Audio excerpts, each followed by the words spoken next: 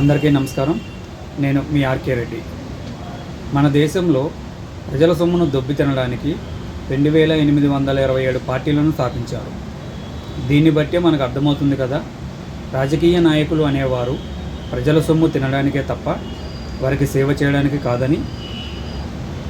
ఈ రాజకీయ నాయకుల నుండి దేశాన్ని రక్షించుకోవడానికి మరియు ప్రజల మీద పడే పన్నుల భారాన్ని తగ్గించడానికే రాజకీయ రంగ ప్రవేశం చేస్తున్నాను తప్ప ఇంకేదో ఆశించి మాత్రం కాదు. ఈ రాజకీయ నాయకుల నిర్లక్ష్యం వల్ల, స్వార్థం వల్ల నేను సర్వస్వం కోల్పోయాను. దివ్యాంగుడిగా మిగిలిపోయాను.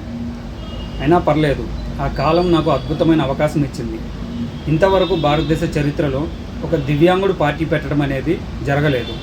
మొట్టమొదటిసారిగా ఈ అద్భుతమైన అవకాశాన్ని నాకు ఇచ్చినందుకు ఆ ధర్మానికి, ధర్మాధీనంలో ఉన్న కాలానికి నా ప్రత్యేక కృతజ్ఞతలు తెలియజేసుకుంటున్నాను.